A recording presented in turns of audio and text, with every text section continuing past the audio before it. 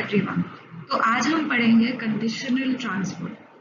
तो conditional transfer जो है वो सेक्शन 25 से लेकर सेक्शन 34 के अंडर दिया गया है। तो जो हमारा नॉर्मल ट्रांसफर होता है ना, तो ट्रांसफर होते हैं दो तरह के, एक होता है एब्सोल्यूट ट्रांसफर, एक होता है कंडीशनल ट्रांसफर। तो एब्सोल्यूट ट्रांसफर तो हम सबको पता है कि आज किसी ने एक सेल डीड एग्जीक्यूट करके किसी और के नाम पे अपना घर कर दिया, तो वो हो गया एब्सोल्यूट ट्रांसफर। वो आज का आज हो गया, उसमें कोई कंडीशन नहीं है, कुछ नहीं है, आप मुझे पैसा दो मैं आपको ट्रांसफर कर देता हूँ। जैसे if a father buys a car for his son, तो वो इमीडिएटली कार लेता है, चाबी सन को दे देता है, तो दैट इज एब्सोल्यूट ट्रांसफर। तो इसमें तो कोई दिक्कत है नहीं। तो जो सेकेंड टाइप का ट्रांसफर होता है वो होता है कंडीशनल ट्रांसफर। तो जब ऐसा होता है ना कि आप ये कंडीशन पूरी करो और वो पूरी करने के बाद मैं आपको कोई चीज़ ट्रांसफ़र करूँगा, तो ये, या फिर ऐसा कि मैं आज आपको ट्रांसफ़र करता हूँ लेकिन आपने ऐसा नहीं करना है फ्यूचर में, तो ये जो दो तरह की कंडीशंस होती है उसके अंडर वाला ट्रांसफ़र को बोला जाता है कंडीशनल ट्रांसफ़र। तो हमने अभी जो दो डिस्कस की कंडीशंस, एक थी कंडीशन प्रीसीडेंट और एक थी कंडीशन सब्सीक्वेंट। तो ऐसा ट्रांसफर जो किसी इंटरेस्ट को तब क्रिएट करता है जब कोई कंडीशन फुलफिल हो, वो जो इंटरेस्ट होता है वो उस कंडीशन पे डिपेंड करता है, तो that is called as a conditional transfer. So when an interest is created on a transfer of property and is made to depend on fulfillment of a condition, it is known as conditional transfer. अब ये जो conditional transfer है वो दो का तरह के हो सकते हैं। एक है कंडीशन प्रीसीडेंट जो दी गई है सेक्शन 25 से लेकर सेक्शन 27 के अंदर, और दूसरा होता है कंडीशन सब्सीक्वेंट जो दिया गया है कंडीशन 28 से सेक्शन 28 से लेकर सेक्शन 34 के अंदर। तो हम पहले पढ़ेंगे व्हाट इज कंडीशन प्रीसीडेंट। अभी हमने ना पार्ट 1 में पढ़ा था कि वेस्टेड इंटरेस्ट, कॉन्टिंजेंट इंटरेस्ट क्या होता है। तो ये कॉन्टिंजेंट इंटरेस्ट है ना, वो कुछ हिसाब से ये कंडीशनल ट्रांसफर जैसा ही है। तो जब इंटरेस्ट किसी को मिल जाता है उसको वेस्ट होना बोला जाता है। When someone gets the interest, it is called vested interest. He has already received it. उसको वो एस्टेट मिल जाती है, तो उस चीज को वेस्ट होना कहा जाता है। So where the vesting of interest is delayed till the happening of an event. मतलब आज मैंने B को बता दिया कि B कि आप अगर ये कंडीशन फुलफिल करोगे तो मैं आपको ये घर दूंगा, तो that is called a condition precedent, क्योंकि पहले आपको वो कंडीशन पूरी करनी पड़ेगी, उसके बाद वो इंटरेस्ट आपको मिलेगा या वेस्ट होगा, इसीलिए उसको कहा जाता है कंडीशन प्रीसीडेंट। सपोज बी ने अपनी बेटी को कहा सी को कि अगर आप मेरी इच्छा से ही शादी करोगे तो मैं आपको घर दूंगा, तो if you marry with my approval then I will give you the house. तो घर आज मिला क्या? नो, जो घर है वो कब मिलेगा? शादी के बाद मिलेगा, राइट? तो वो जो इंटरेस्ट है वो वेस्ट ये होने के बाद होगा, ठीक है। और इसी का ऑपोजिट है कंडीशन सब्सीक्वेंट। यहाँ क्या होता है, वेस्ट आज हो जाता है लेकिन जो कंडीशन होती है वो बाद में होती है। तो अज्यूम कर लो कि बी ने अपनी बेटी को आज घर दे दिया, लेकिन इस कंडीशन पे दिया कि अगर आप मेरे अप्रूवल के बिना शादी करोगे तो ये घर मैं आपसे ले लूंगा। B gives the house to his daughter C. When vesting happens today, vesting happens immediately. And then he says that if you do not fulfill that condition of vesting, I will take away this house. तो ये जो waste है ना, ये divest हो जाएगा, ये destroy हो जाएगा। तो आज का घर जो मिला है वो परमानेंट है क्या? नहीं, वो तब तक परमानेंट नहीं होगा जब तक ये कंडीशन पेंडिंग रहेगी, और वो किसी भी समय आपसे छीन लिया जा सकता है। तो that is a condition subsequent.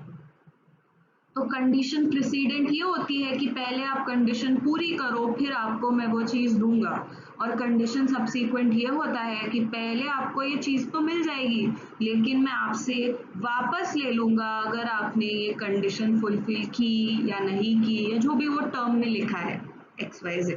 ठीक है, तो ये एक सिंपल इंट्रोडक्शन हो गया of condition precedent and condition subsequent.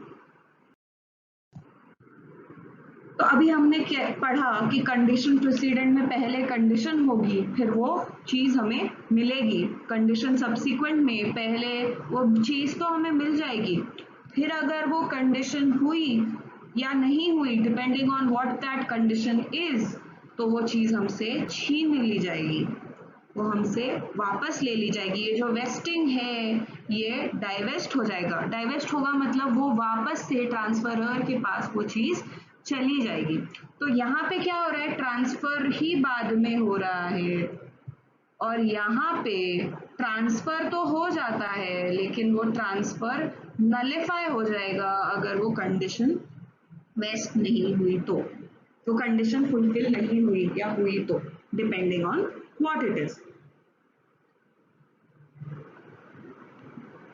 अभी अभी एक कंडीशन, क्या कोई भी कंडीशन हम किसी के ऊपर भी डाल सकते हैं कि आप मर्डर कर दो, आप ये करो, या आप किडनैप करो किसी को, आप चोरी करो, ऐसी कंडीशन हम डाल सकते हैं क्या?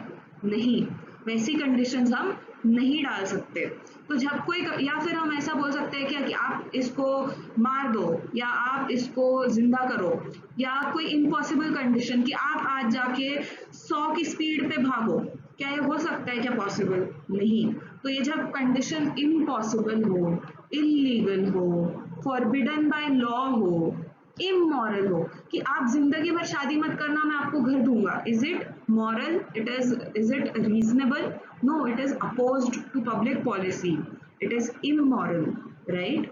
या फिर it defeats the provisions of any law.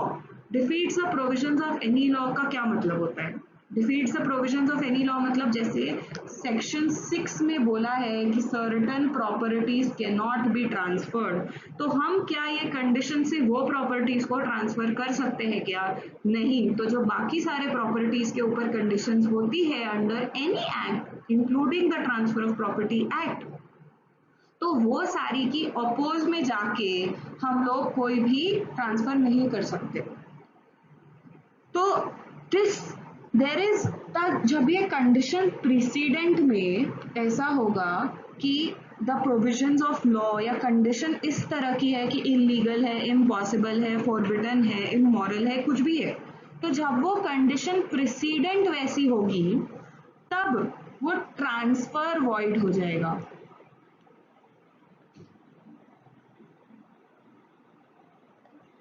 तो वो ट्रांसफर क्या होगा, ये ट्रांसफर रुक जाएगा, ट्रांसफर कभी होगा ही नहीं। लेकिन अगर कंडीशन सब्सीक्वेंट इस तरह की है तो सिर्फ और सिर्फ वो कंडीशन वॉइड हो जाएगी और वो ट्रांसफर वैलिड रहेगा, क्योंकि ट्रांसफर तो ऑलरेडी हो चुका है ना। वो कंडीशन तुमने गलत डाली तो उसमें वो ट्रांसफरी की गलती तो है नहीं, तो वो ट्रांसफरी को वो प्रॉपर्टी मिल जाएगी। अगर तुम्हारी कंडीशन वॉइड है तो वो कंडीशन वॉइड रह जाएगी और वो ट्रांसफर वैसा ही रहेगा, वो ट्रांसफर रुक जाएगा। तो जब condition precedent impossible, illegal, moral, oppose to public policy, ऐसी कोई भी तरह की होती है तो वो वॉइड कंडीशन हो जाएगी कंडीशन प्रीसीडेंट की केस में, और कंडीशन सब्सीक्वेंट के केस में वो ट्रांसफर वैलिड रहेगा, सिर्फ और सिर्फ वो कंडीशन वॉइड हो जाएगी क्योंकि प्रॉपर्टी जो है वो ऑलरेडी वेस्ट हो चुकी है, उसे मिल चुकी है, तो वो वापस नहीं आएगी। So this is the part about what is a condition precedent and what is a condition subsequent. Lastly, जब हम ये टॉपिक कंक्लूड कर रहे हैं, एक छोटा सा डॉक्ट्रिन है, बहुत सिंपल है, वो हम जान लेते हैं। ये डॉक्ट्रिन आपको इंडियन ट्रस्ट एक्ट में भी काम आएगा, ये डॉक्ट्रिन आपको बाकी एक्ट में भी काम आएगा। तो when there is a condition precedent to an interest, it is deemed to have been fulfilled if it is substantially complied. or where the literal performance renders impossible in any way. तो assume कर लो अगर 75% तक वो performance हो चुका है, but because of some इनएडवर्टेंस, मतलब अपने किसी फॉल्ट के बिना अगर वो परफॉर्मेंस पॉसिबल नहीं बचा, तो फिर भी उसे ऐसा माना जाएगा कि ये चीज पूरी हो चुकी है, ये कंडीशन पूरी हो चुकी है, इधर तक तुमने पूरी की और by some hurdle, by some natural calamity it becomes impossible, then also it will be considered कि ये पूरी हो गई और वेस्ट हो जाएगी प्रॉपर्टी। तो हम एक एग्जाम्पल ले लेते हैं, where A gift property to B if she marries with the permission of C D E and E dies. तो ए ने बोला कि बी तुमको मैं प्रॉपर्टी दूंगा अगर तुम सी डी और ई की परमिशन से शादी करोगे। तो in that case now E he dies before marriage, marriage होने से पहले वो ही डाइज। तो अभी सी और डी की तो परमिशन ले ली ना, तो it is sufficient performance and then the transfer will happen. But this applies, this doctrine is applicable only and only to condition precedent. It does not apply to condition subsequent. Please see it applies only to condition precedence. और इस doctrine को section 26 में भी दिया गया है।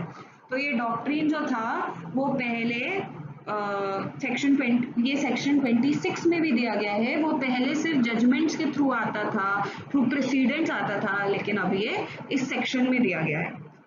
तो condition president क्या होता है, चाहे कंडीशन पूरी करने के बाद ही ट्रांसफर होगा। कंडीशन सब्सिक्वेंट क्या होता है, ट्रांसफर आज हो जाएगा लेकिन कंडीशन बाद में रहेगी। फॉर एग्जाम्पल मैंने आज अपना एक घर, बड़ा सा मैंशन, पैलेस, कंडीशन सब्सिक्वेंट थोड़ा समझना मुश्किल है, तो एक पैलेस है, मैंने वो ट्रांसफर कर दिया बी को, लेकिन मैंने बी को बोला अब यहाँ के कोई भी कुछ नहीं करोगे, you will never cut the trees in that palace. Now, if for example Mr. B cuts those trees, he cuts them, then that transfer will go back to A. If A transfer this palace to B on the condition that you will never cut the trees and Mr. B still cuts them, तो ये जो घर है ये फिर से A के पास चला जाएगा। ठीक है, तो this is condition subsequent. I hope you have understood today's video. Thank you for watching.